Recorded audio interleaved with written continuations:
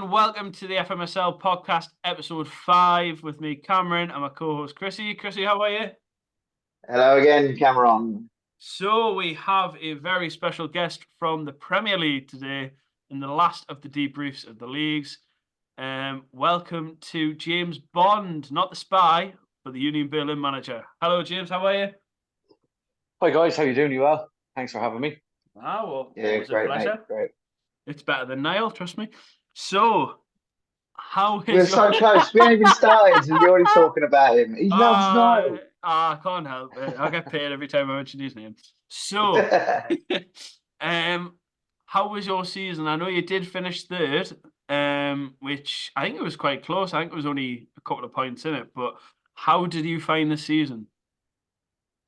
Yeah, it was good. Started off slow. Played Niall in the first game. 2 losses on a point deduction, so didn't start out great.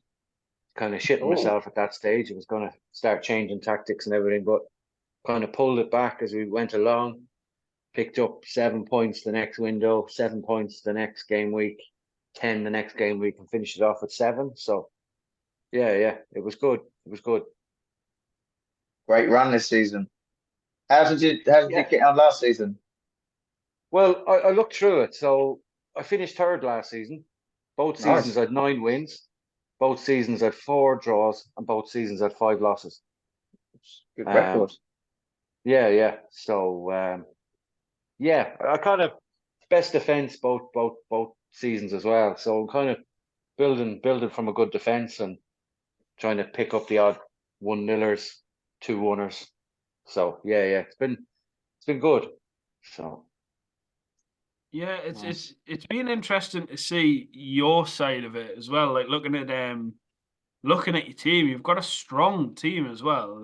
I know you've got a few older players, which we'll get on to when we talk about team of the season. But I mean, you've done pretty well. Like I think that's 30-point haul. I think was around about what everybody needed to win the league anyway. I mean, apart from our league, like pretty much everybody was in that like 30 to 33 range, I believe. I can't remember. I'll pop the graphic up. But like, did you feel any pressure going in since you were already third last season, like to improve on that, or? Yeah, I think. Well, I suppose if you go back to the team I have, like I inherited a very good side. So, like Union Berlin, I know all the teams are close together in terms of picking the teams for the league, but I kind of picked up a very defensively good side. So it allowed me to concentrate on, the first window. I didn't have to pick up right back, left-sided centre defender. I was first in the draft, so I could get De Gea. So the 7 picks I could choose from were all sort of attacking minded.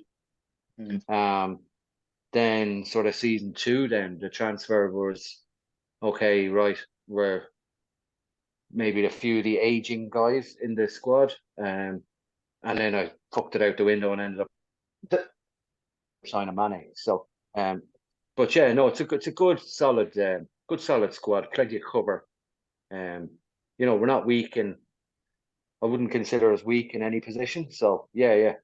Looking forward to the transfer window now, because it's kind of right. Do you tear it up and go again, or because it's one of these leagues that if you don't do something, everyone's just going to catch up. So you got to keep trying to improve all the time. I think your league as a whole, though, is very strong. Like, obviously, it's very strong. It's dominated by really yourself and Niall, and then you've got Mohammed, and then you've kind of it was a very close-ish league from what I remember looking at the graphic before. But you've had some good players. Like obviously, you said you were very defensively solid, and that's exactly why you sold me Robin Knock for like 500k. But looking at your side, you've got Juan Bernat, you've got Joel Matip, and that's just in the defence. Then you've got Tahir in goal.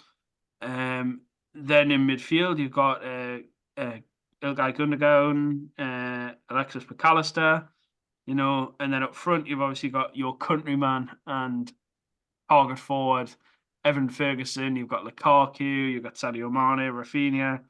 you've got a very good side, you know. And do you feel like you're going to rip that up again? Or do you feel like you might, improve the little bits here and there, the Asian players, get rid of them while you can, or? Yeah, I think, I suppose right back it'll be where I'm looking to improve maybe this season. Jovanovic is solid. Trimmel is solid, but he's 37. Hello. I was blessed with some of the, like, your man Diogo Leite, my left sided centre back. He was with Berlin. His current ability went from 135 up to 148. Nice. Oh, and Lovely. he's like, that was 24 to 25. Who else went up? I signed Rafinha. Rafinha 27 went up 5 scores as well on the and Facundo Torres went up 10 points. So, like, I'm kind of blessed with the guys that I have signed. I think I had a very strong first draft. Very strong. Like you're saying, you didn't have to. I mean, you signed Matip as well, so obviously one defender out of all of them, but then getting in Alexis McAllister, Gundogan, obviously experienced players to foster the midfield around. And then obviously your forwards and then Ferguson, Rafinha, and like Fernando Torres, who was just mentioned. Obviously with the window coming up, I've noticed last window, you bought a draft pick, but you didn't really do much internal. Do you think that'll be a bit different this time round? I don't know. Like, it's kind of like, I'm a bit kind of I don't know whether it's because I work in insurance where I'm not that risk averse, or whether I kind of see value somewhere, or Right. That like, it's kind of, I don't know what I paid for Mane, but I don't know, he was like, what, 30 million, say, for me to get that caliber of player in the database.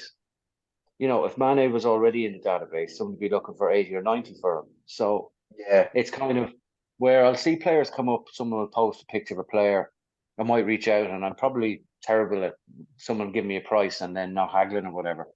But I'll compare that to guys in the database and I'll go, okay, this guy's overpriced. Now, I understand where it's, you buy someone and you got to sell them for profit.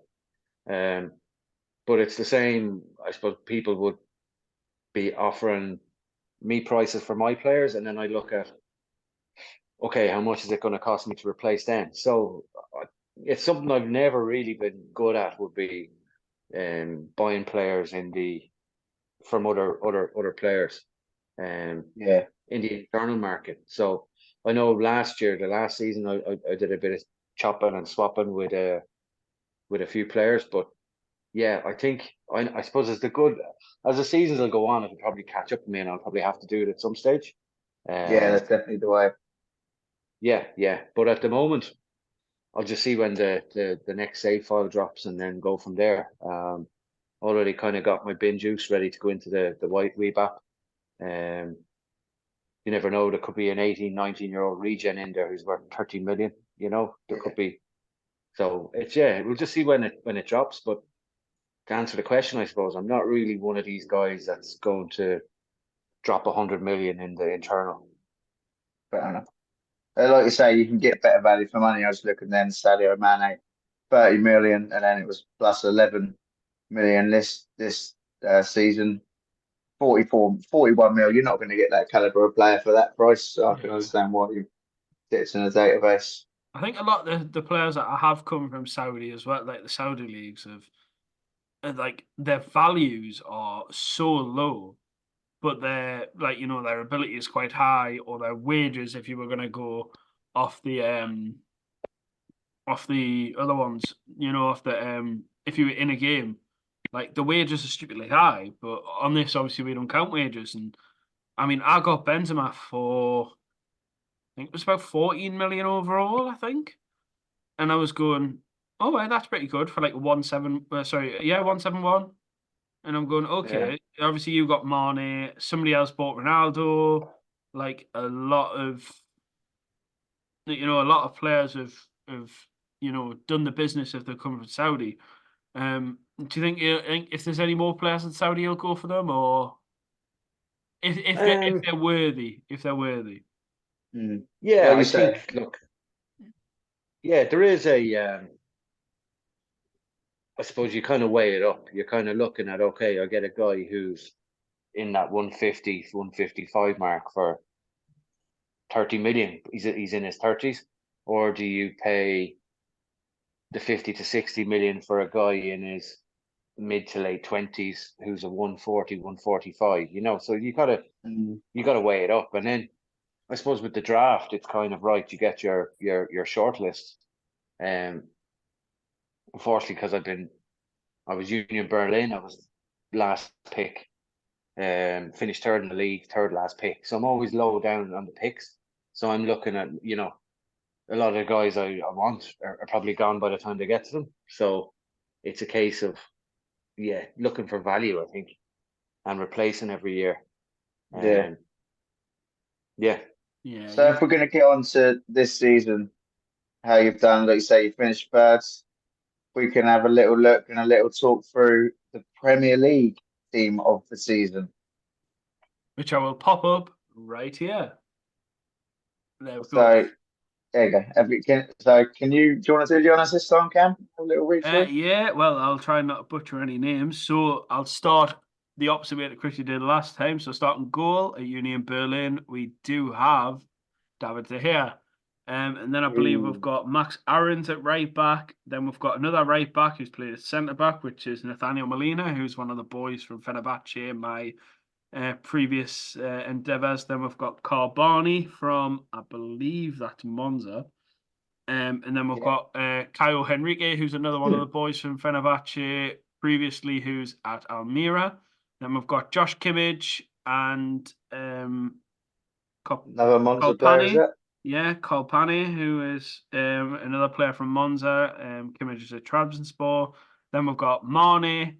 We've got Pino, Beto, and Moffy as the front four. I think that's pretty. Looking at the stats as well that I have looked at in the last few days, like most of them seem a pretty shoe-in as well, especially with the fullbacks, all being across the back line. They've all got a fair amount of assists.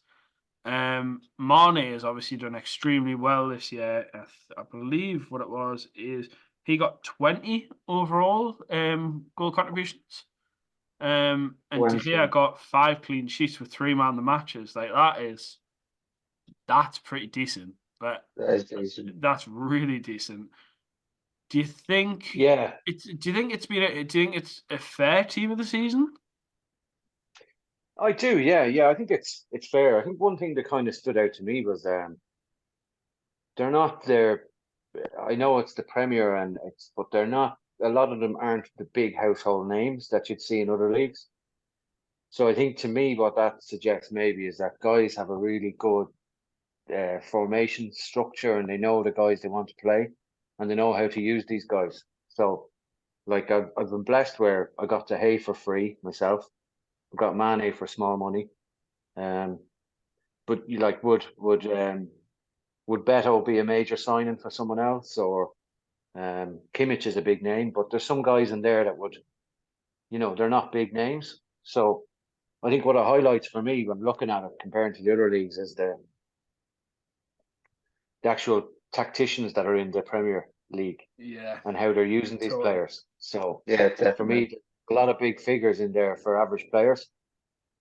So I think looking at that, I like what you're saying. It is a lot about team building, but you're looking at yourself. You got De Gea for free, you got Mane for like 40 odd million. Like I think Kimmage went for a hell of a lot of money. Like you've done a lot on a budget. I mean, I know you did end up spunking a lot on Evan Ferguson, and Lukaku last year. Is that are they paid off? Are them transfers paid off? Considering they're not in team of the season, well, one of them isn't in team of the season, one of them is. I think.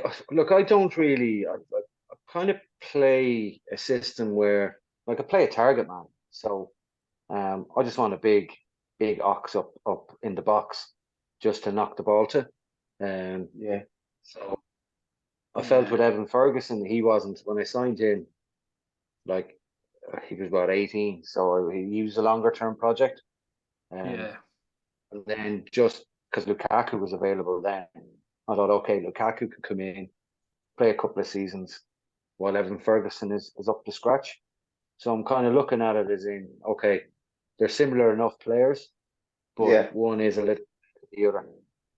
So it's more or less having, now they probably have the same amount of game time. I think one's got 7 goals, the other's got 8 goals. So they've got similar enough records. Yeah. I mean, it's interesting to know that you play a target man, considering you've got 2 lumps up front.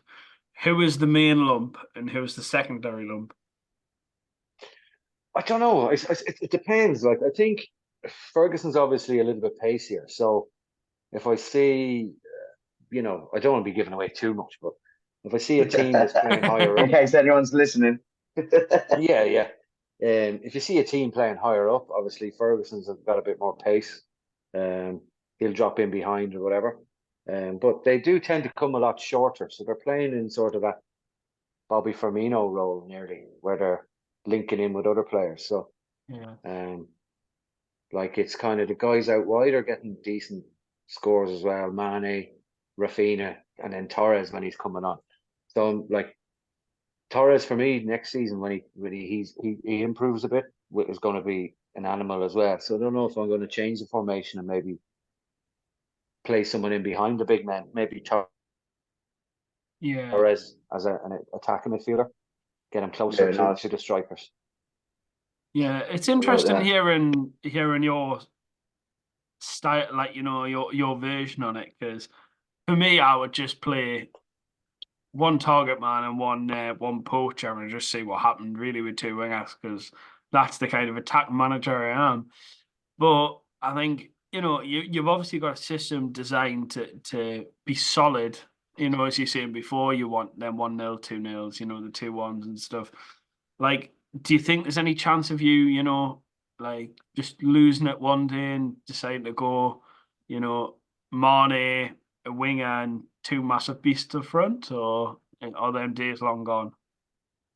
No. I tried it last season a bit. I don't know who I had. I had 2 lumps anyway, and it kind of didn't really work. I had Lukaku last year, so that was the reason I was interested in him again. So I think I had him in the championship, and he outscored Haaland one season as a target man. So I was kind of going, okay, I think this might work again. Now it hasn't clicked the same. I think just with the new match engine and the way players are moving more. But like the way I play this game is just really simple, because I think the more instructions you have, I think it just confuses everything, and it's particularly in versus mode. So I think just keep it simple and try and see what the opposition is doing, and you're able to just make a little tweak mid game and try and adjust to it then. So if you go behind, tweak, or it's better just have a basic system and then being able to adapt it as the game unfolds. And it definitely works. I mean, 3rd back to back is one hell of an achievement. You had a little bit of a cup run, I see, this year. Was it quarterfinals you got to? Quarterfinals of the Heat.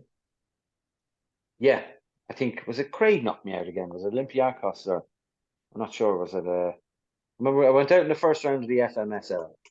I couldn't find who knocked me out in the Heenan.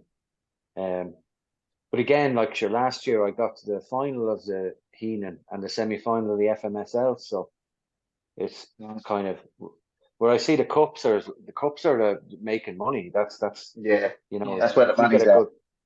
If you get a good cup run, you're that's the price of a decent player and a decent draft pick or whatever. So it's kind of your league is your bread and butter, but your cup is your bread and butter. That's the one. Yeah, that's it.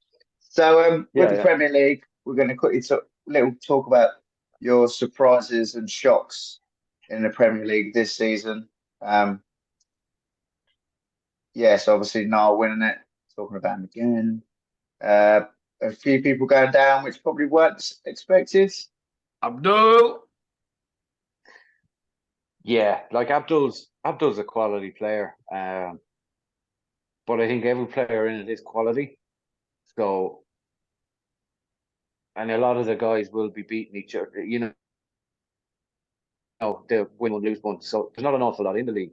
So I think if you lose, if you go one game week, if you don't pick up any points, you're in trouble. So, but again, like it's the quality in that league, and I think it's a proper international league. Like there's no, apart from Niall, the UK, myself, Ireland, Liam's in New Zealand, the Indonesian lads, like it's a proper league. And you can see the different ways that the lads play as well. See the way they, you might look at them in the draft and they'll pick up a player and you'll go, he wasn't even in my list. And the chap comes out and they know how to play him, and they seem to be playing in a lot of versus mode, and they know how the structure works and how to break it down. So it's a really competitive league. And you can tell by the quality of players that are in the other leagues that for years when I was when I started, there was guys that were top of the Prem year in, year out, consistently in the Prem, and now they're in the Championship, League One, League Two. So I'm just happy to stay in it. I'm not the best manager in the league. I've probably years gone by, or one of my greatest achievements would have been staying in the Championship for the longest. But I'm happy to be in the Prem now, and it's sorry to see Abdul go, but he'll come straight back up. He probably doesn't have the firepower that he had last year with all the players, but his transfer system's a little bit different this year, where he's looking for more value than going out and buying your Haalands and Mbappes and things like that. So he's he'll come back up. I'm sure he's got something up his sleeve. He does. He's a quality negotiator in the window, and he knows what he wants. Like you're in the league, so you'll know more than me and Chrissy. But do you think he didn't strengthen enough last year, or do you think he just had a bit of a wobble, or he tactically wasn't as sound? Like, what do you think went wrong for him? I don't know. I honestly don't know, because you've Aggie was there as well for a while. So before. So, and Aggie's generally a good player, and I think he was down the same as well. So I don't know whether there's a lot of guys that play serious attacking football. So I think where maybe Abdul fell maybe would be on the defensive side of things. I don't know. Maybe that might have been it. Where if you don't have your defense rock solid, and against Arsad, Mohammed, these Luis for Pauk. I'm sick of playing Pauk. I'm sick of playing Hellas. Every time I play them, it's it can go either way. When I see them on the fixture list, it sends a shiver down my spine. I'm like, oh no, not this again. But if you don't have your house in order, you're going to have two losses. So it's you gotta get your defense sorted, build from the back, and then I think if you can nick a goal, you nick a goal. So. Yeah. So what is your one goal for next season? Stay in the league, and get 7 wins as quick as possible, and then think about promotion, or think about winning it. So I think I think as soon as you get the 7 wins, you can relax a bit and then try and win it. No, that's good. Well, thank you very much for your time, James. It is very much appreciated. I know we're all going to raise a glass tonight for the league and the league being over. So thank you very much. Well, happy transfer week. Yeah. Before I go, anyway, just before I go, just a bit about the league. So, like the league is the league. We're all players in it, and it wouldn't be the league that it is without the admins. So, just want to say thanks to the lads. It's a great league. I think the reason I joined it was because during lockdown, and I stayed with it.